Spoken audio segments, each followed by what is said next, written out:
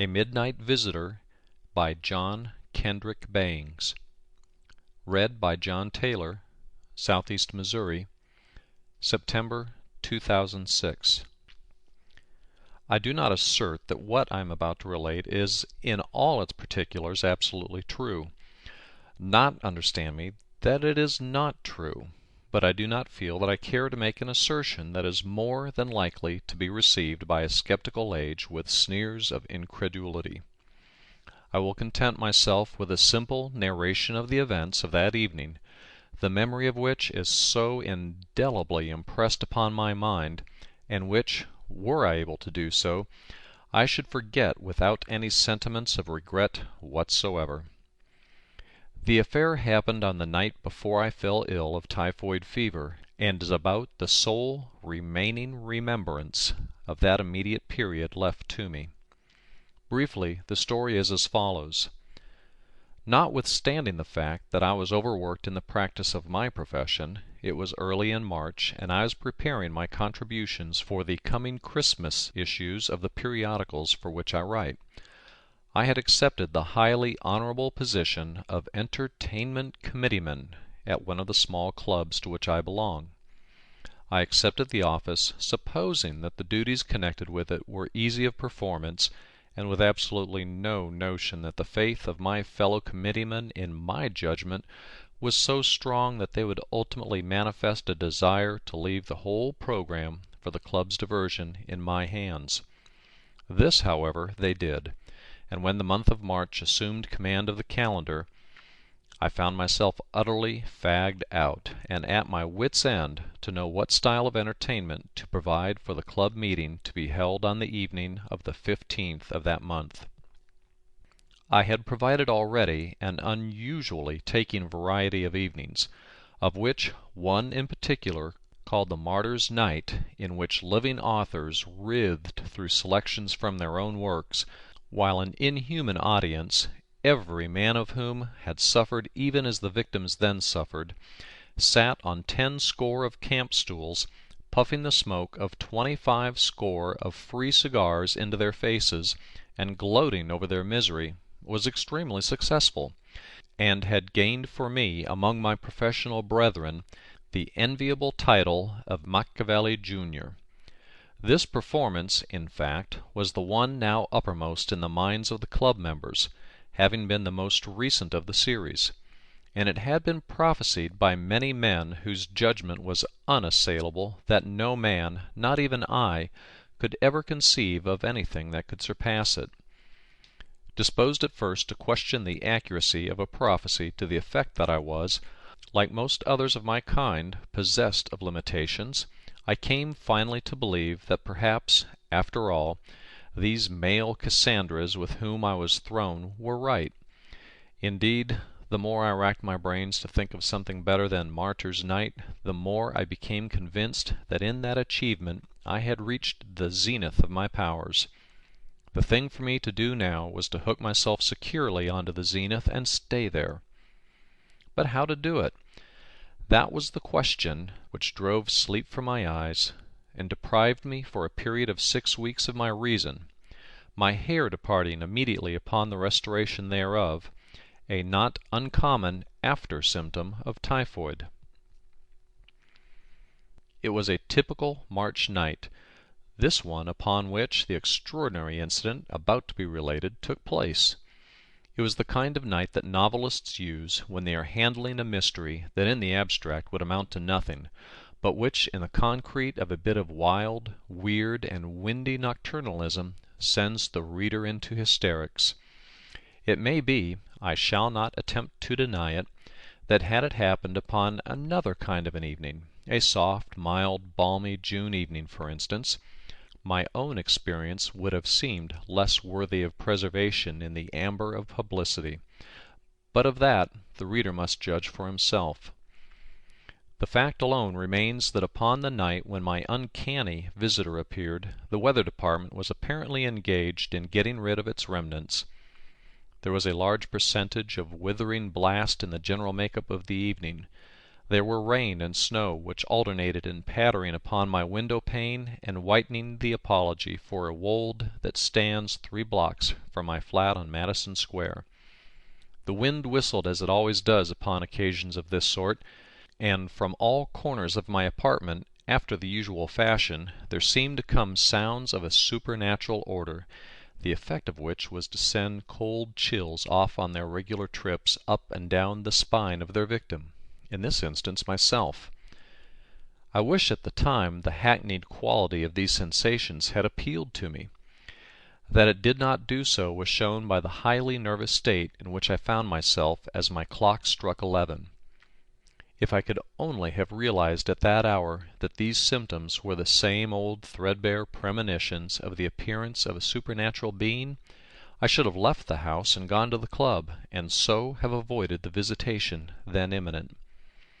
Had I done this, I should doubtless also have escaped the typhoid, since the doctors attributed that misfortune to the shock of my experience, which, in my then wearied state, I was unable to sustain. And what the escape of typhoid would have meant to me, only those who have seen the bills of my physician and druggist for services rendered and prescriptions compounded are aware. That my mind unconsciously took thought of spirits was shown by the fact that when the first chill came upon me I arose and poured out for myself a stiff bumper of old reserve rye, which I immediately swallowed. But beyond this I did not go. I simply sat there before my fire and cudgelled my brains for an idea whereby my fellow members at the Gutenberg Club might be amused. How long I sat there I do not know. It may have been 10 minutes. It may have been an hour. I was barely conscious of the passing of time. But I do know that the clock in the Dutch Reformed Church steeple at 29th Street and Fifth Avenue was clanging out the first stroke of the hour of midnight when my doorbell rang. Heretofore, if I may be allowed the word, the tintinnabulation of my doorbell had been invariably pleasing unto me. I am fond of company, and company alone was betokened by its ringing, since my creditors gratify their passion for interviews at my office, if perchance they happen to find me there. But on this occasion, I could not at the moment tell why, its clanging seemed the very essence of discord. It jangled with my nervous system, and as it ceased I was conscious of a feeling of irritability which is utterly at variance with my nature outside of business hours. In the office, for the sake of discipline, I frequently adopt a querulous manner, finding it necessary in dealing with office boys. But the moment I leave the shop behind me I become a different individual entirely, and have been called a moteless sunbeam by those who have seen only that side of my character.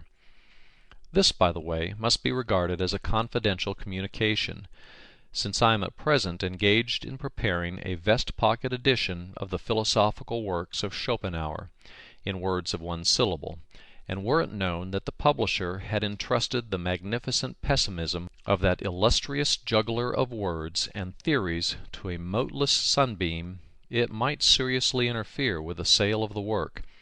And I may say, too, that this request that my confidence be respected is entirely disinterested, insomuch as I decline to do the work on the royalty plan, insisting upon the payment of a lump sum, considerably in advance. But to return. I heard the bell ring with a sense of profound disgust. I did not wish to see anybody. My whiskey was low, my quinine pills few in number. My chills alone were present in a profusion bordering upon ostentation. "I'll pretend not to hear it," I said to myself, resuming my work of gazing at the flickering light of my fire, which, by the way, was the only light in the room. Ting-a-ling-a-ling went the bell, as if in answer to my resolve. "Confound the luck!" I cried, jumping from my chair and going to the door with the intention of opening it, an intention, however, which was speedily abandoned, for as I approached it a sickly fear came over me. A sensation I had never before known seemed to take a hold of my being, and instead of opening the door, I pushed the bolt to make it more secure. "There's a hint for you, whoever you are!" I cried. "Do you hear that bolt slide, you?" I added tremulously, for from the other side there came no reply, only a more violent ringing of the bell. "See here!" I called out as loudly as I could. "Who are you, anyhow? What do you want?" There was no answer, except from the bell, which began again. "Bell wire's too cheap to steal," I called again. "If you want wire, go buy it. Don't try and pull mine out. It isn't mine, anyhow. It belongs to the house." Still there was no reply, only the clanging of the bell, and then my curiosity overcame my fear, and with a quick movement I threw open the door. "Are you satisfied now?" I said angrily. But I addressed an empty vestibule. There was absolutely no one there, and then I sat down on the mat and laughed. I never was so glad to see no one in my life, but my laugh was short-lived. What made the bell ring? I suddenly asked myself, and then the feeling of fear came upon me again. I gathered my somewhat shattered self together, sprang to my feet, slammed the door with such force that the corridors echoed to the sound, slid the bolt once more, turned the key, moved a heavy chair in front of it, and then fled like a frightened hare to the sideboard in my dining room. There I grasped the decanter holding my whiskey, seized a glass from the shelf, and started to pour out the usual dram, when the glass fell from my hand and was shivered into 1,000 pieces on the hardwood floor, for as I poured I glanced through the open door, and there in my sanctum the flicker of a random flame divulged the form of a being, the eyes of whom seemed fixed on mine, piercing me through and through. To say that I was petrified but dimly expresses the situation. I was granitized. And so I remained, until by a more luminous flicker from the burning wood I perceived that the being wore a flaring red necktie. He is a human, I thought, and with the thought the tension of my nervous system relaxed, and I was able to feel a sufficiently well-developed sense of indignation to demand an explanation.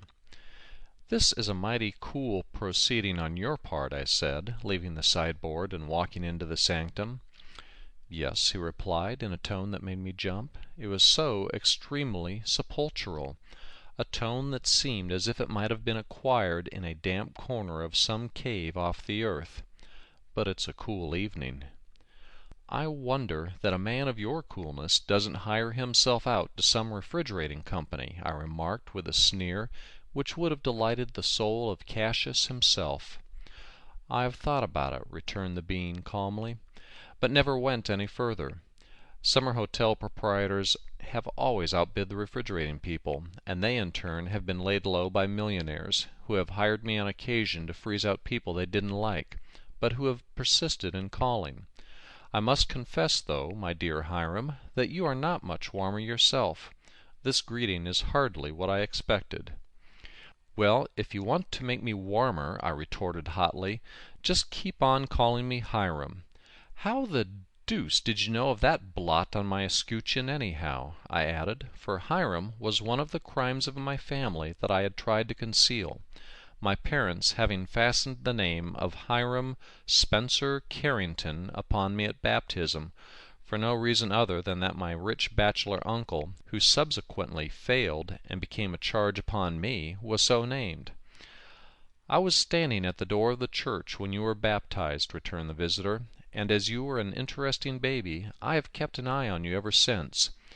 Of course I knew that you discarded Hiram as soon as you got old enough to put away childish things, and since the failure of your uncle I have been aware that you desired to be known as Spencer Carrington, but to me you are, always have been, and always will be, Hiram." "Well, don't give it away," I pleaded. "I hope to be famous some day, and if the American newspaper paragrapher ever got a hold of the fact that once in my life I was Hiram, I'd have to hire him to let me alone." "That's a bad joke, Hiram," said the visitor, "and for that reason I like it, though I don't laugh. There is no danger of your becoming famous if you stick to humor of that sort." "Well, I'd like to know," I put in, my anger returned. I'd like to know who in Brindisi you are, what in Cairo you want, and what in the name of the 17 hinges of the gates of Singapore you are doing here at this time of night." "When you were a baby, Hiram, you had blue eyes," said my visitor. "Bonny blue eyes, as the poet says." "What of it?" I asked. "This," replied my visitor. "If you have them now, you can very easily see what I am doing here. I am sitting down and talking to you." "Oh, are you?" I said, with fine scorn. I had not observed that. The fact is, my eyes were so weakened by the brilliance of that necktie of yours that I doubt I could see anything, not even one of my own jokes. It's a scorcher, that tie of yours. In fact, I never saw anything so red in my life." "I do not see why you complain of my tie," said the visitor. "Your own is just as bad." "Blue is never so withering as red," I retorted, at the same time caressing the scarf I wore. "Perhaps not, but if you will look in the glass, Hiram, you will observe that your point is not well taken," said my vis-a-vis calmly. I acted upon the suggestion, and looked upon my reflection in the glass, lighting a match to facilitate the operation. I was horrified to observe that my beautiful blue tie, of which I was so proud, had in some manner changed, and was now of the same aggressive hue as was that of my visitor, red even as a brick is red. To grasp it firmly in my hands and tear it from my neck was the work of the moment, and then in a spirit of rage I turned upon my companion. "See here!" I cried. "I've had quite enough of you. I can't make you out, and I can't say that I want to. You know where the door is. You will oblige me by putting it to its proper use." "Sit down, Hiram," said he, "and don't be foolish and ungrateful. You are behaving in a most extraordinary fashion. Destroying your clothing and acting like a madman generally. What was the use of ripping up a handsome tie like that?" "I despise loud hues. Red is a jockey's color," I answered. "But you did not destroy the red tie," he said with a smile. "You tore up your blue one. Look, there it is on the floor. The red one you still have on." Investigation showed the truth of my visitor's assertion. That flaunting streamer of anarchy still made my neck infamous, and before me, on the floor, an almost unrecognizable mass of shreds, lay my cherished cerulean tie. The revelation stunned me. Tears came into my eyes, and trickling down over my cheeks fairly hissed with the feverish heat of my flesh. My muscles relaxed, and I fell limp into my chair. "You need stimulant," said my visitor kindly. "Go take a drop of your old reserve, and then come back here to me. I've something to say to you." "Will you join me?" I asked faintly. "No," returned the visitor. "I am so fond of whiskey that I never molest it. That act which is your stimulant is death to the rye. Never realized that, did you?" "No, I never did," I said meekly. "And yet you claim to love it." "Bah!" he said. And then I obeyed his command, drained my glass to the dregs, and returned.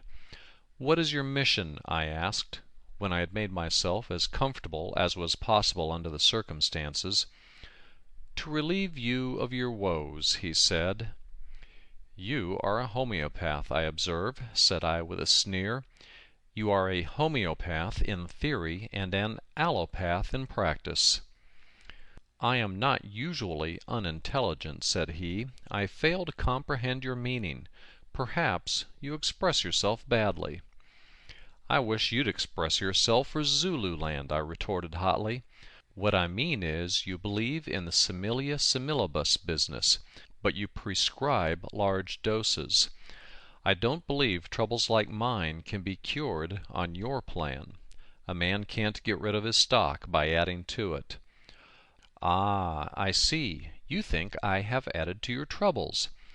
"I don't think so," I answered, with a fond glance at my ruined tie. "I know so."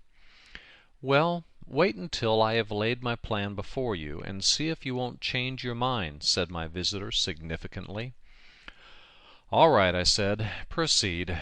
Only hurry. I go to bed early as a rule, and it's getting quite early now." "It's only 1 o'clock," said the visitor, ignoring the sarcasm. "But I will hasten, as I've several other calls to make before breakfast." "Are you a milkman?" I asked. "You are flippant," he replied. "But, Hiram," he added, "I have come here to aid you in spite of your unworthiness.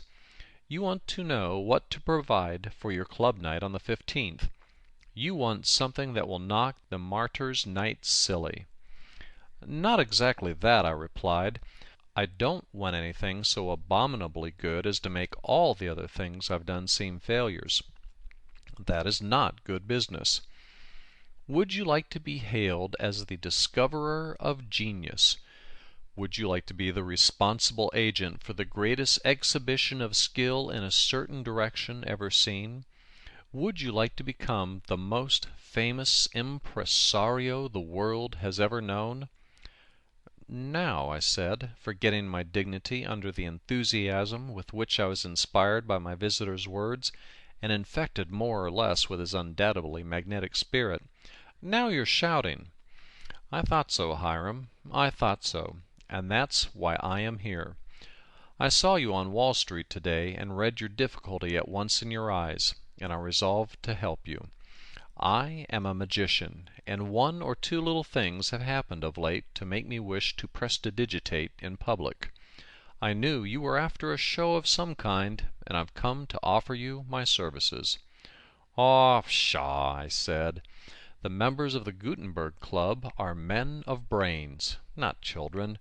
Card tricks are hackneyed, and sleight of hand shows Paul." "Do they indeed?" said the visitor. "Well, mine won't. If you don't believe it, I'll prove to you what I can do."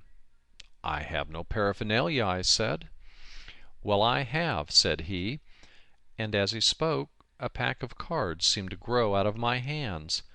I must have turned pale at this unexpected happening, for my visitor smiled and said, "Don't be frightened. That's only one of my tricks. Now choose a card," he added, "and when you have done so, toss the pack in the air. Don't tell me what the card is. It alone will fall to the floor." "Nonsense," said I. "It's impossible." "Do as I tell you." I did as he told me, to a degree only. I tossed the cards in the air without choosing one, although I made a feint of doing so. Not a card fell back on the floor. They every one disappeared from view in the ceiling. If it had not been for the heavy chair I had rolled in front of the door, I think I should have fled. "How's that for a trick?" asked my visitor. I said nothing, for the very good reason that my words stuck in my throat. "Give me a little crème de menthe, will you please?" said he after a moment's pause. "I haven't a drop in the house," I said, relieved to think that this wonderful being could come down to anything so earthly. "Pshaw, Hiram!" he ejaculated, apparently in disgust. "Don't be mean, and above all, don't lie. Why, man, you've got a bottle full of it in your hand. Do you want it all?" He was right. Where it came from I do not know, but beyond question the graceful slim-necked bottle was in my right hand, and my left held a liqueur glass of exquisite form. "Say," I gasped, as soon as I was able to collect my thoughts, "what are your terms?" "Wait a moment," he answered. "Let me do a little mind-reading before we arrange preliminaries." "I haven't much of a mind to read tonight," I answered wildly.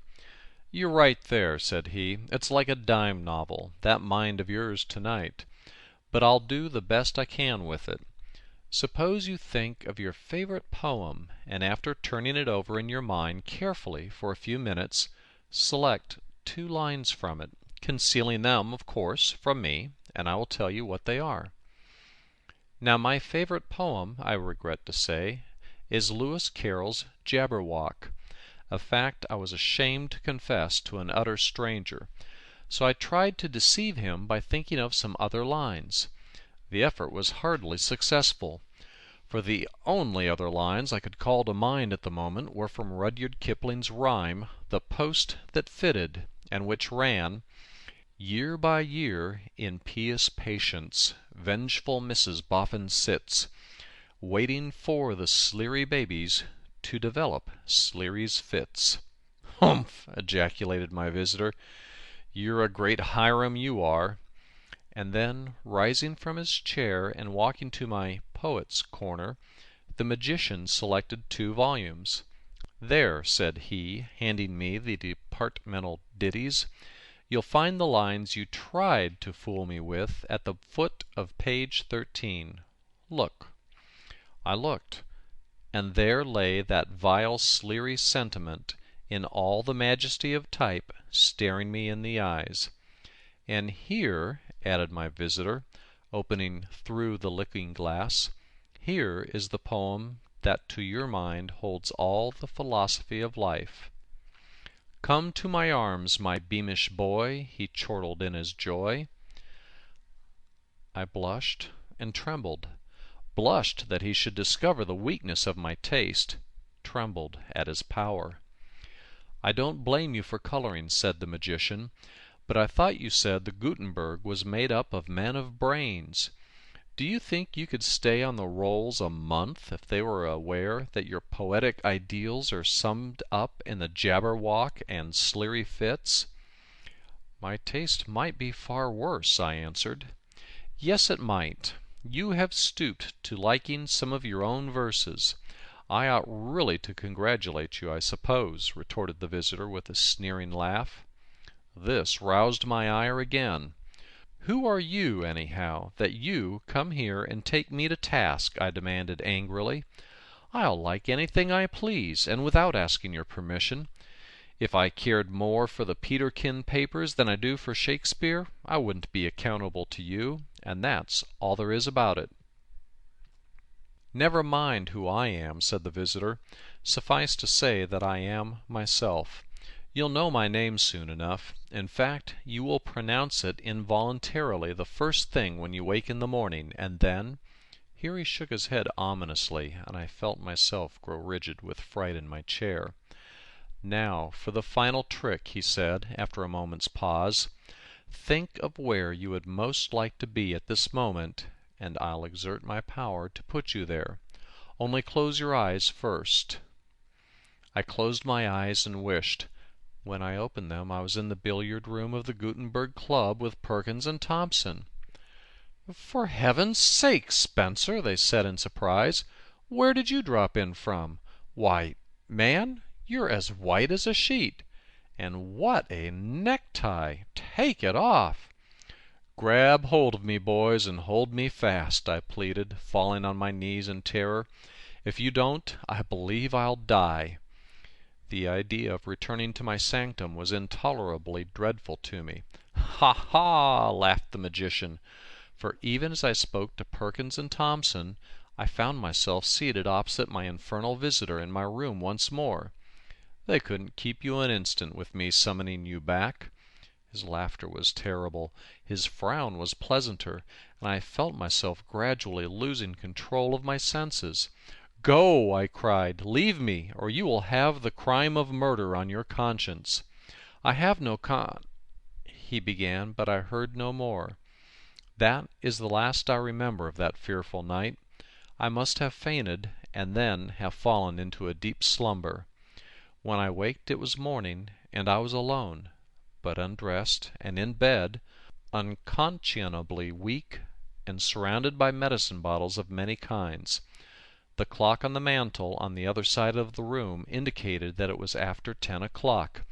"Great Beelzebub!" I cried, taking note of the hour. "I've an engagement with Barlow at 9." And then a sweet-faced woman, who I afterwards learned was a professional nurse, entered the room, and within an hour I realized 2 facts. One was that I had lain ill for many days, and that my engagement with Barlow was now for 6 weeks unfulfilled. The other, that my midnight visitor was none other than— and yet I don't know. His tricks certainly were worthy of that individual, but Perkins and Thompson asserted that I never entered the club that night, and surely if my visitor was Beelzebub himself he would not have omitted so important a factor of success as my actual presence in the billiard room on that occasion would have been. And besides, he was altogether too cool to have come from his reputed residence. Altogether, I think the episode most unaccountable, particularly when I reflect that while no trace of my visitor was discoverable in my room the next morning, as my nurse tells me, my blue necktie was in reality found upon the floor, crushed and torn into a shapeless bundle of frayed rags. As for the club entertainment, I am told that, despite my absence, it was a wonderful success, redeemed from failure, the treasurer of the club said, by the voluntary services of a guest, who secured admittance on one of my cards, and who executed some sleight-of-hand tricks that made the members tremble, and whose mind-reading feats performed on the club's butler not only made it necessary for him to resign his office, but disclosed to the House Committee the whereabouts of several cases of rare wines that had mysteriously disappeared.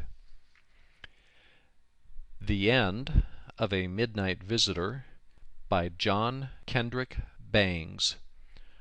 Read by John Taylor, Southeast Missouri, September 2006.